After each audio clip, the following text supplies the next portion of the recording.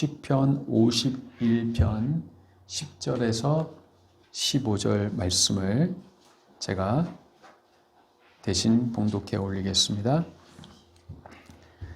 하나님이여 내 속에 정한 마음을 창조하시고 내 안에 정직한 영을 새롭게 하소서.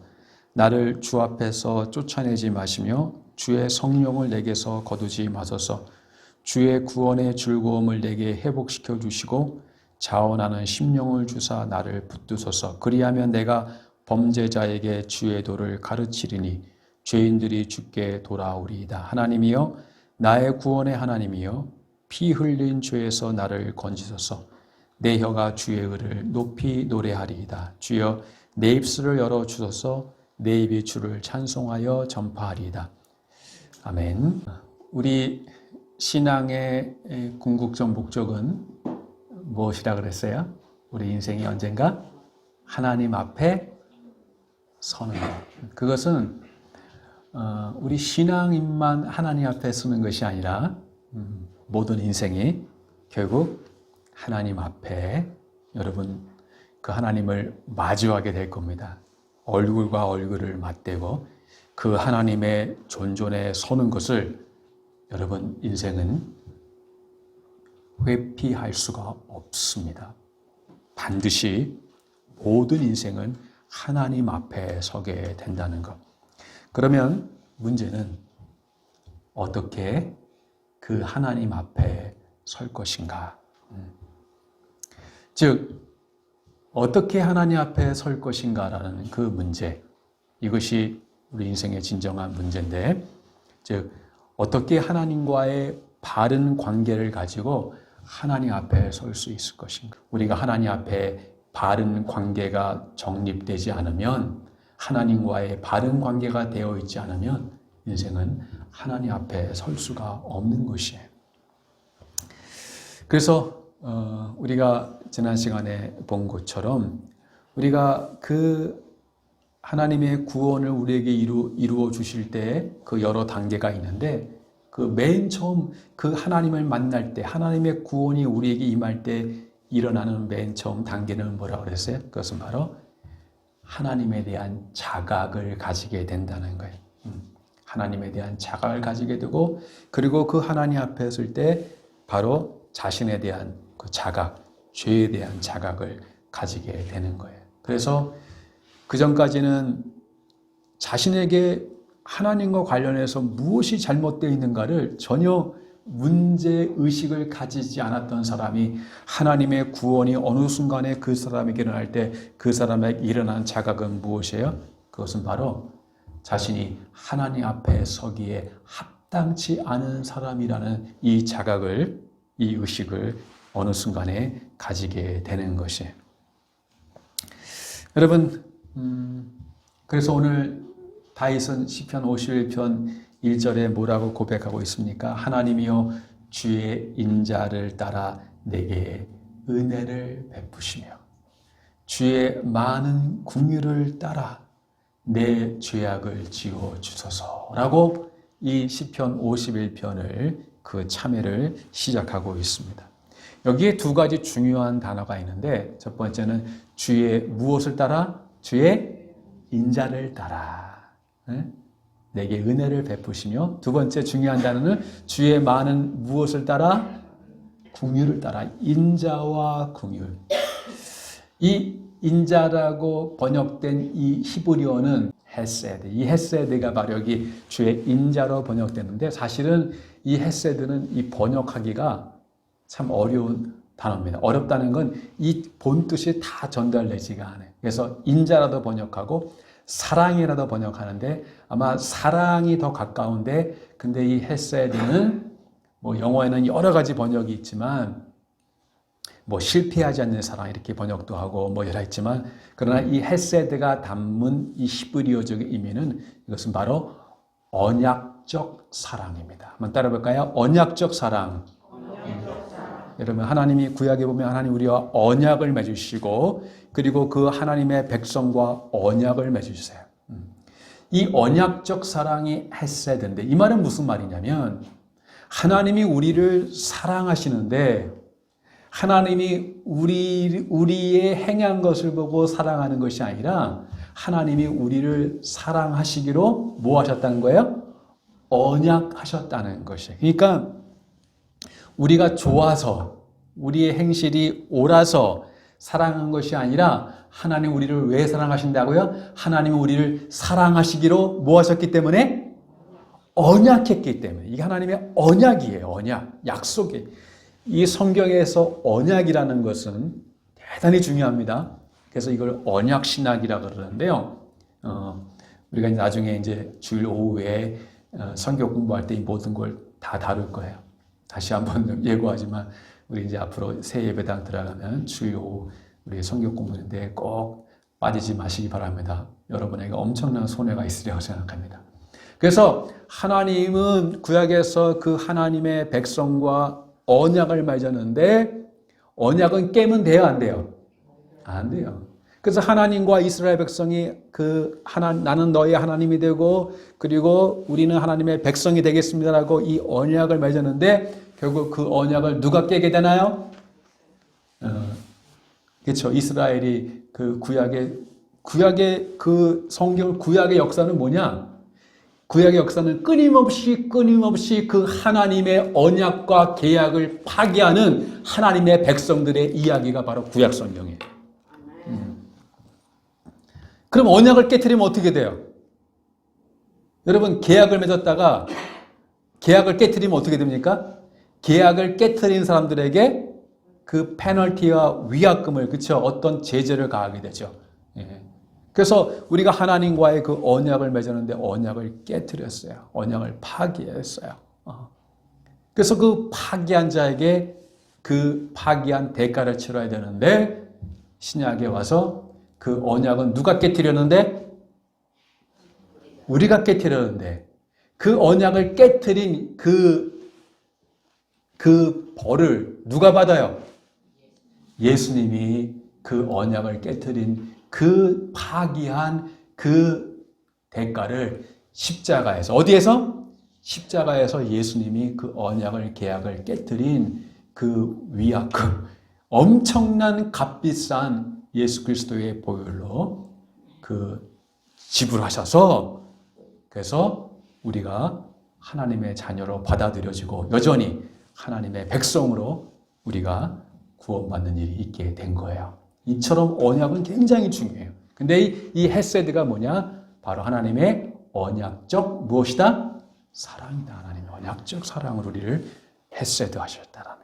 즉 지금 다윗은 하나님 내가 이렇게 하나님을 위해서 이런 일하고 제사 드리고 이렇게 호소하는 게 아니라 하나님의 무엇에 자기에게 은혜를 달라고 호소하고 있는 거예요? 하나님의 그 언약적 사랑에 의해서 하나님의 언약 나를 버리시지 않겠다는 그 언약에 의해서 나를 구원하겠다는 그 언약에 의해서 여러분 사람은 약속을 깹니까 안 깹니까?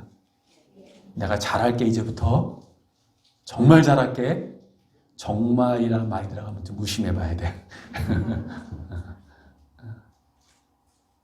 그러나 하나님은 말씀하시면 하나님은 그 약속을 깨실까요? 안 깨실까요? 우리가 진멸되지 아니하고 이렇게 여전히 이 땅에 존재하는 것은 바로 하나님의 은혜예요.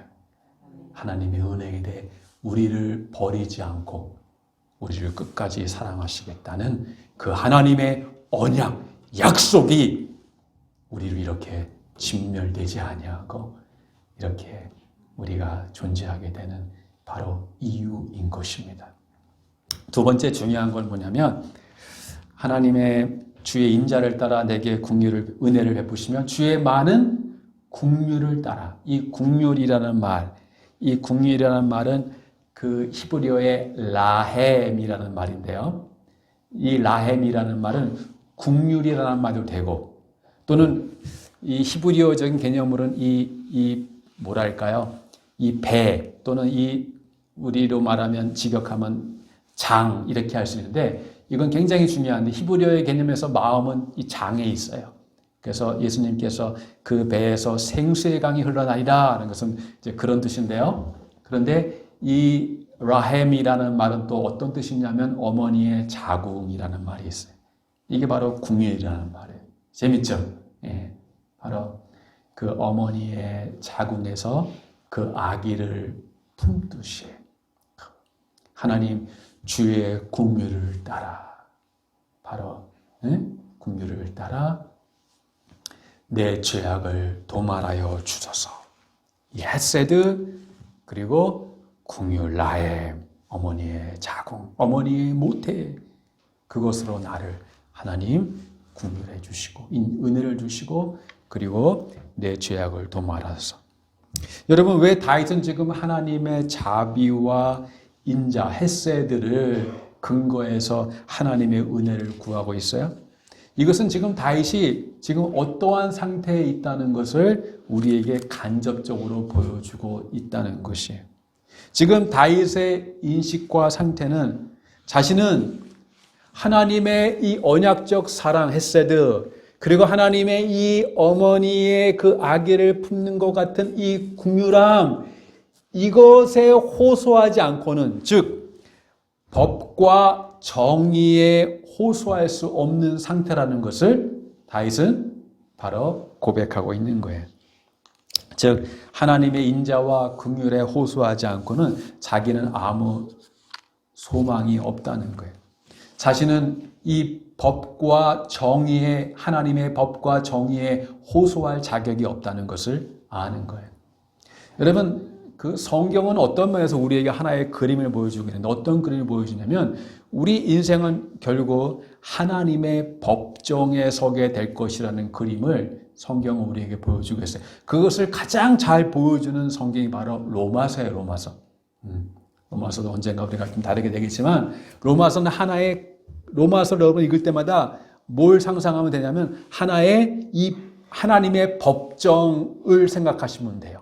그래서 거기에는 여러 가지 법적인 그 용어들이 나오고 그 법적인 차원에서 하나님의 그 법적인 차원에서 우리 죄인들을 다루고 어떻게 우리가 그 하나님의 법에서 당연히 guilty, 유죄를 받아야 될 정죄를 받아야 우리가 어떻게 우리가 바로 의인으로 하나님께 받아들여지는가를 로마서는 너무나 그것을 우리에게 설명해 주고 있는데 여러분 우리 인생은 결국 하나님의 법정에 서게 되는 거예요. 여러분, 이 세상에 이 법이 있고 그 법을 집행하는, 판사가 있잖아요.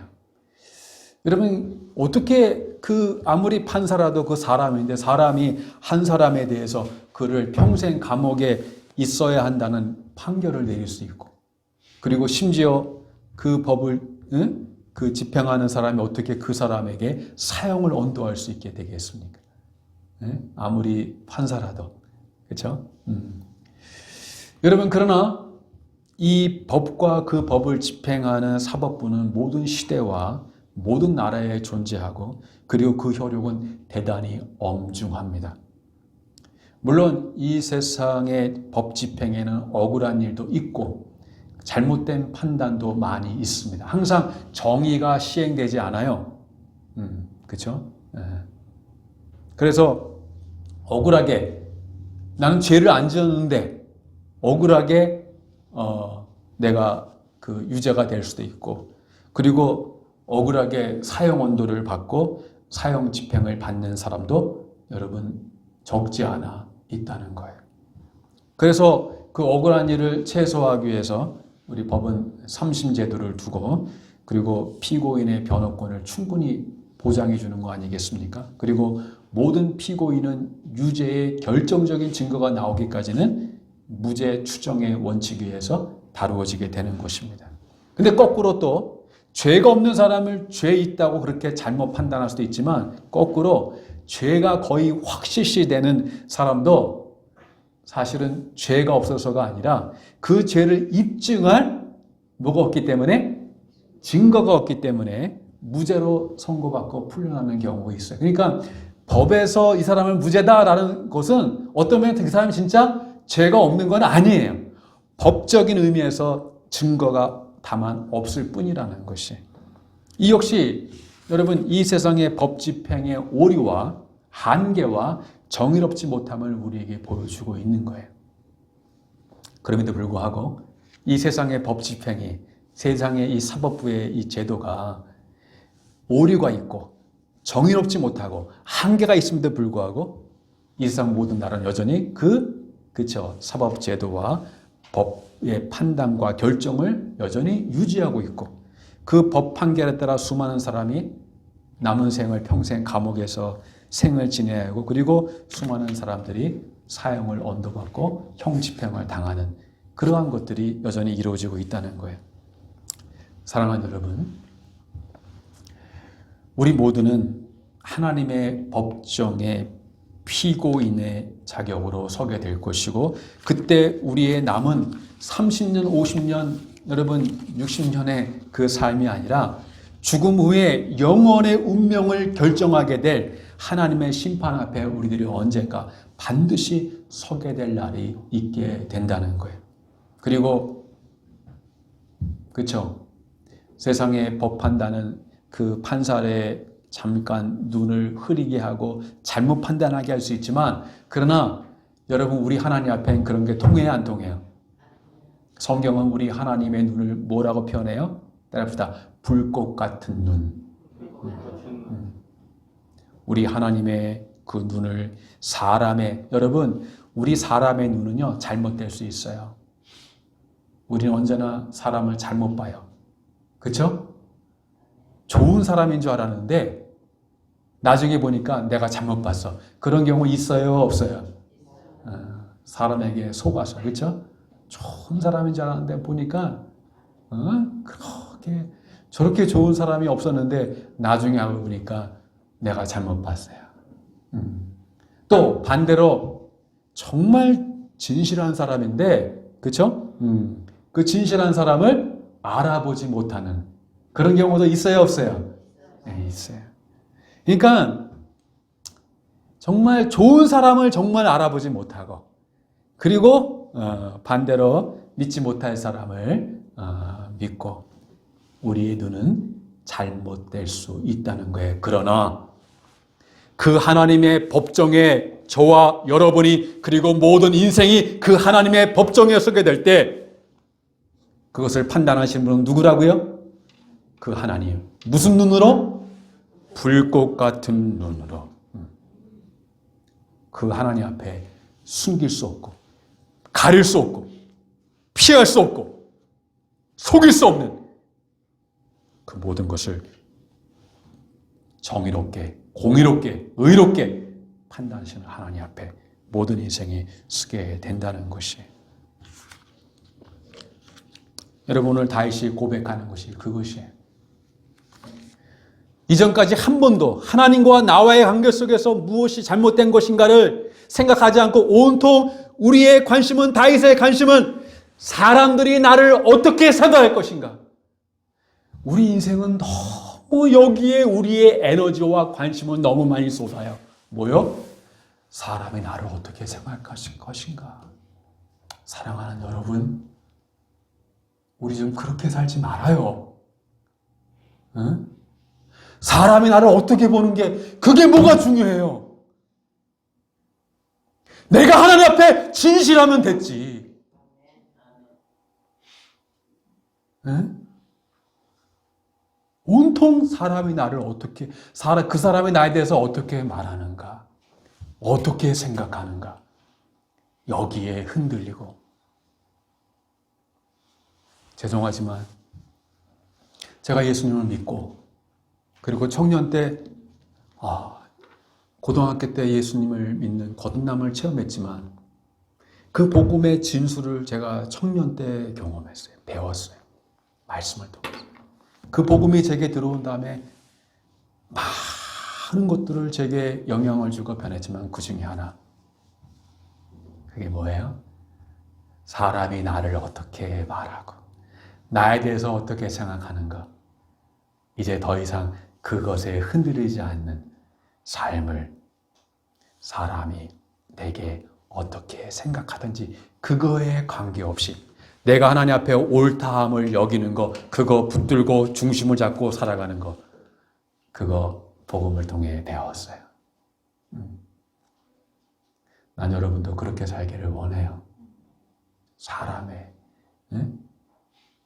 그렇게 좀 좁게 살지 말고 좀 넓게 살아요. 늘 사람의 시선을 의식하고 사람이 어떻게 말하는가. 그러면 우리가 얼마나 좁아지고 얼마나 치사하고 왜 그렇게 살아요? 한번 따라합시다. 넓게 삽시다. 어떻게 살아야 돼요? 좀 넓게 살아요. 예수 믿는 사람처럼. 어떻게 넓게 살아요? 여러분의 시선이 사람에게 고정되어 있으면 여러분은 그렇게 살 수 없어요. 사람의 눈치를 보고. 그러나 우리의 시선이 불꽃 같은 눈으로 우리의 중심의 진실함을 원하시고 그것을 바라보시는 누구의 시선 앞에 살면? 하나님의 시선 앞에 살면 좀 사람이 나를 좀 잘못 보더라도 그거에 개의치 않고 그 중심의 진실함을 가지고 그 중심을 잃지 않고 그 삶을 살아갈 수 있는 거예요. 중요한 것은 하나님이 우리를 어떻게 볼 것인가. 그래서 늘 사람의 시선 앞에서 그 주인이 있을 때는 열심히 일하고 주인이 없으면 놀고 그렇게 살지 말라는 게 그렇죠? 오직 우리를 판단하시는 분은 누구예요? 하나님이에요. 그래서 예수 믿는 사람은 주인이 있을 때나 오히려 주인이 없을 때 더 열심히 일해요. 단마음으로. 이것이 바로 궁극적으로 우리는 누구 앞에 서는 사람이기 때문에 사람이라는 걸 알기 때문에 하나님 앞에 서는 사람이라는 걸 알기 때문에 오늘 다윗이 고백하는 것이 바로 그것이에요. 자신은 이 법과 정의의 호소에서는 하나님의 심판을 피할 수 없는 심판을 받아 마땅한 자라는 존재라는 것을 그걸 자각하고 아는 거예요. 그래서 이제는 이 법과 정의의 관점에서 나는 소망이 없다. 그러나 내게 소망은 뭐예요? 오직 하나님의 이 헤세드, 인자와 그리고 하나님의 그 많은 긍휼을 따라 이 긍휼과 은혜만이 내게 소망이다. 제가 미국에 온 지 한 얼마 안 돼서 이제 은행에 통장을 만들고 통장이 없죠 여기 그렇죠? 계좌를 만들고 그리고 미국은 시원하게 무슨 은행에 일정한 그 잔고가 없으면 무슨 또 메인테넌스 피를 물더라고요. 그렇죠? 그 왜 그런 거예요, 그거? 한국은 뭐 10원이 있고 100원이 있고 아무 상관없는데. 그렇죠? 미국은 그렇죠? 그래서 통장에 돈이 이렇게 빠져나갔더라고요. 그래서 누구한테 물어봤더니 너 처음이니까 가서 전화해서 한번 봐달라 그러면 한번 봐준대요. 그래서 어떻게 말하는가까지도 가르쳐줬어요. 그래서 전화 걸어갖고 이렇게 말했어요. Can you give me a grace? 그렇게 말하는 거 맞아요? 나 좀 봐줄래? 뭐 그런 뜻이 있는지. 그 약관과 규정에 의하면 그렇죠. 저는 그 fee를 낼 수밖에 없죠. 그러나 그렇죠. 그렇게 한번 봐주고 한번 유예해주고 그건 뭐 한 번뿐이겠죠. 자꾸 하면 안 되겠죠. 그래서 그거를 얼마 안 되는 돈이지만 하여튼 돌려받을 수가 있었어요. 여러분 바로 주의 많은 긍휼과 자비를 따라 내게 은혜를 베푸시고 내 죄악을 도말하여 주소서. 오늘 이것이 바로 다윗이 하나님의 긍휼과 하나님의 자비에 호소하는 이유인 것이요. 왜 우리 인간은 그 하나님의 정하신 법에 의하면 하나님의 율법에 의하면 하나님의 그 법정의 그 법에 의하면 우리는 도저히 그 앞에 견딜 수가 없는 거예요. 여러분 시편 1편을 아시죠? 시편이 1편부터 몇 편까지 있어요? 네? 150편이 있어요. 그러면 시편 1편부터 150편까지 순서대로 쓴 것을 그렇게 편집했을까요? 네, 그렇게 믿지 않아요. 네. 그것을 누군가가 그것을 이제 이거는 맨 앞에 놓고 이건 맨 뒤에 놓고 그렇게 또 시편은 또 150편이지만 또 몇 권으로 이렇게 또 묶어놨는데 근데 시편의 1편은 저는 의도적으로 그 시편 1편을 맨 앞에 놓았다고 생각해요. 시편 1편은 시편 전체를 들어가는 문이에요. 시편 1편의 주제는 뭐예요? 그것은 너무나 명확해요. 그것은 바로 의인과 악인의 운명을 우리에게 보여주고 있어요. 한번 시편 1편을 볼까요? 네, 시편 1편 보겠습니다. 성경을 한번. 복 있는 사람은 악인의 꾀를 따르지 아니하며 죄인의 길에 서지 아니하며 오만한 자들의 자리에 앉지 아니하고 오직 여호와의 율법을 즐거워하여 그의 율법을 주하러 묵상하는 자로다. 그는 시냇가에 심은 나무가 철을 따라 열매를 맺으며 그 잎사귀가 마르지 아니한 같으니 그가 하는 모든 일이 다 형통하리로다. 시편 1편은 그 의인과 악인을 대조하고 있는데 4절에 악인들은 그렇지 않으며 대조가 되고 있죠. 오직 바람에 나는 묘와 같도다. 겨가 뭔지 아시죠? 의인은, 복 있는 사람은 시냇가에 심은 나무예요. 그래서 시절을 쫓아 과실을 맺어요. 일관성이 있어요. 근데 악인은 뭐예요? 뭐와 같도다? 겨는 뭐예요? 네? 겨는 보기에는 뭐가 있는 것처럼 보여요. 그렇죠? 그러나 겨는 알맹이에요? 껍데기예요? 근데 몰라요. 그 겨만 봐서는 그 알맹이가 들었는지 껍데기인지. 근데 언제 알아요? 그냥 모르는데 바람이 한번 불면은 알맹이는 남지만 껍데기는 어떻게 돼요? 날아가는 거예요. 사라지는 거예요. 뭐가 있는 것처럼 보이지만 그러나 바람이 한번 불면 날아가 없어지는 것. 그게 악인이에요. 여러분, 이 세상에 악인과 의인들이 같이 살아요. 이 세상에 있을 때는 몰라요. 가라지와 알곡이 같이 존재하는 거예요. 언제까지? 마지막 주님 오실 그 심판의 때까지 같이 존재하는, 섞어 있는 거예요. 오히려 때로는 하나님을 믿는 사람들이 어리석어 보이고 바보처럼 보이고 불쌍한 사람처럼 보이는 것이에요. 네? 그리고 오히려 믿지 않는 사람들이 더 형통해 보이고 잘 돼 보이는 것처럼 보이고 그들을 부러워하기까지. 그러나 뭐가 있는 것처럼 보이지만 결국 어떻게 돼요? 무엇이 불면? 바람이 불면 날아가 버리는 것. 이것이 바로 하나님 없는 모든 인생들의 궁극적인. 그리고 5절에 그러므로 악인들은 무엇을 견디지 못하며 죄인들이 의인들의 모임에 들지 못하려다. 무릇 의인들의 길은 여호와께서 인정하시나 악인의 길은 망하리로다.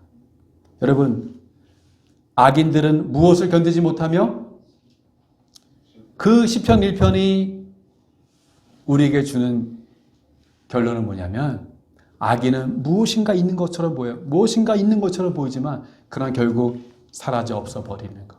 그리고 그 악인은 결국 하나님의 심판을 뭐하지 못한다고요? 견디지 못한다는 것.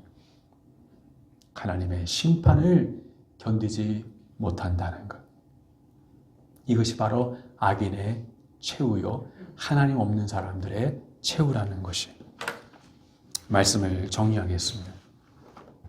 여러분, 우리도 어느 누구도 하나님의 심판에 견디고 설 수 있는 사람은 아무도 없어요. 지금은 뭐 하나님 믿는 게 뭐가 중요해? 그냥 내 마음에 하나님 믿는 게 중요하지. 하나님이 어디 있어? 죽으면 그걸로 끝나는 거지. 예? 여러분이 이렇게 자기의 생각을 말할 수 있고 자기의 생각대로 살 수 있어요. 그러나 중요한 거는 여러분 법정에서 판단할 때 나는 이렇게 생각하는데 그것은 하나도 중요한 것은 아니에요.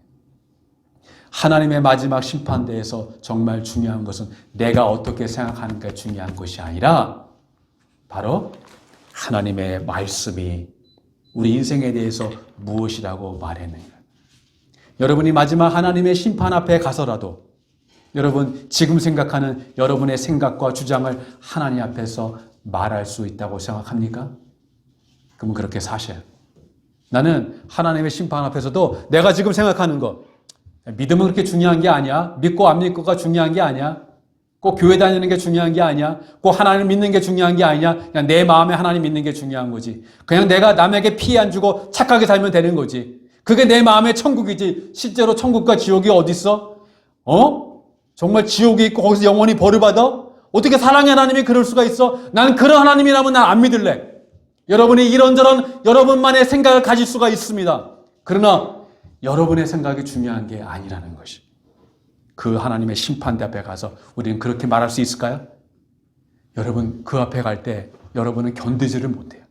여러분의 다리가 여러분을 지탱해 주지 못해요. 그냥 하나 앞에 쓰면 누가 그렇게 말해주지 않아도 여러분에게 무엇인가 크게 하나님 앞에 잘못되어 있다는 것을 그때 여러분은 알게 될 거예요.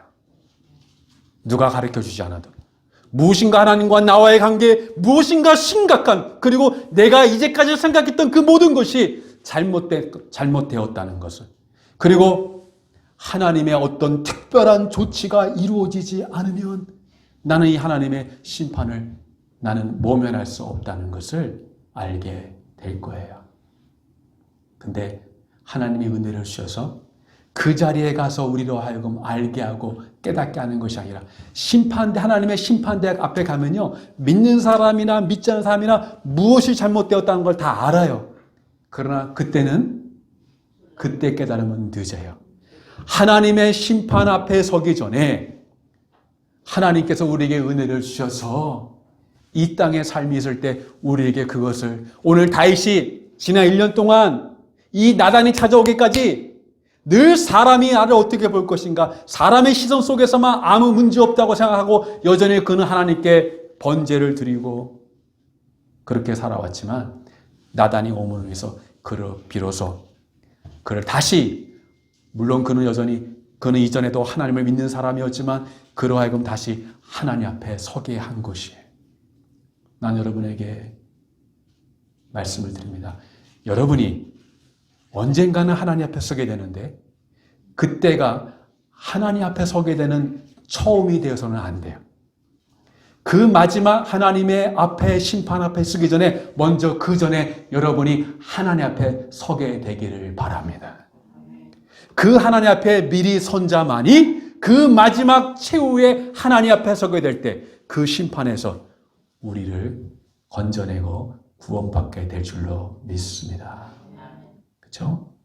그래서 정말 하나님의, 오늘 다윗이 이 나단을 통해 하나님 앞에 자신이 다시 서게 되고, 그래서 오직 내게 문제가 되는 것은 오히려 다른 것이 아니라 오직 하나님 앞에서 하나님과의 나의 문제입니다. 그리고 바로 하나님의 특단의 조치, 즉 하나님의 그 사면과 하나님의 그 죄인에게 베풀어 주시는 그 하나님의 은혜와 긍휼과 하나님의 인자가 없이는 나는 아무 소망 없고 절망 있는 그러한 사람입니다. 하나님, 내게 은혜를 베풀어 주옵소서. 내게 긍휼을 베풀어 주옵소서. 그 하나님의 긍휼과 하나님의 인자를, 은혜를 붙들고 하나님 앞에 다시 나아가는 것이에요. 여러분, 지난 1년 동안, 지난 수년 동안 여러분의 삶이 어떠했습니까?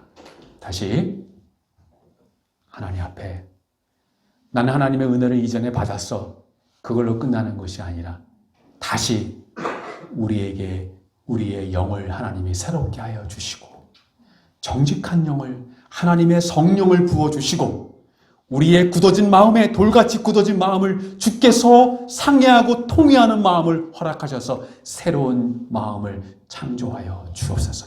거듭난 사람이라면 거듭난 마음에 새로운 마음을 주시고 새로운 영을 주시고, 아직 거듭나지 않은 사람이라면 주여 나에게 주님의 은혜를 베풀어 주셔서 이 마음을 새롭게 하셔서 거듭나게 하셔서 하나님을 만날 수 있도록 도와주시옵소서.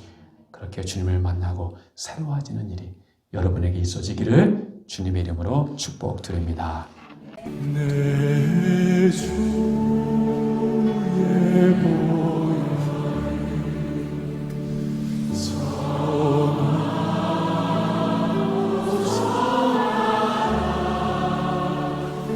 내 죄 정에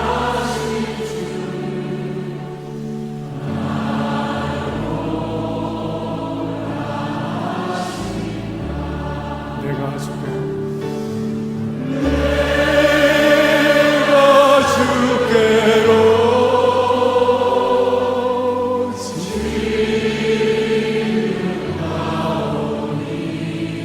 골고다의 무릎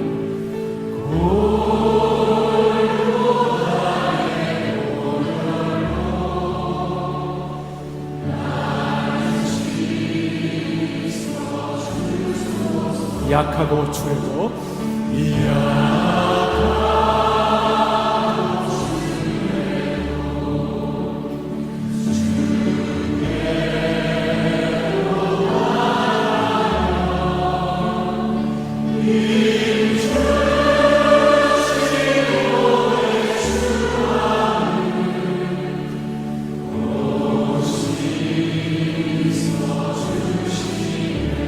내가 주께로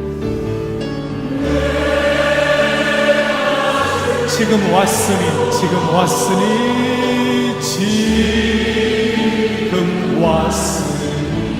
예수님의 보혈로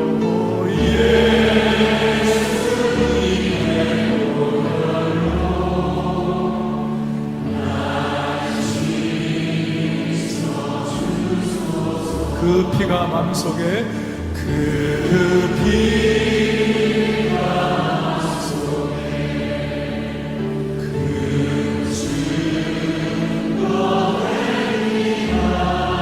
소리 들으사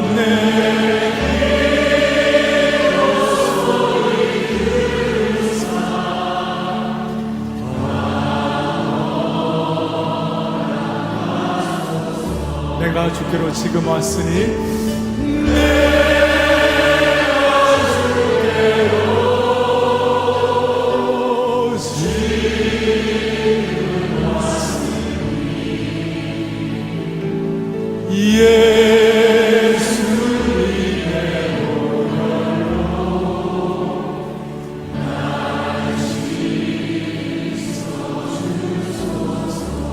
예수님의 보혈로 예수님의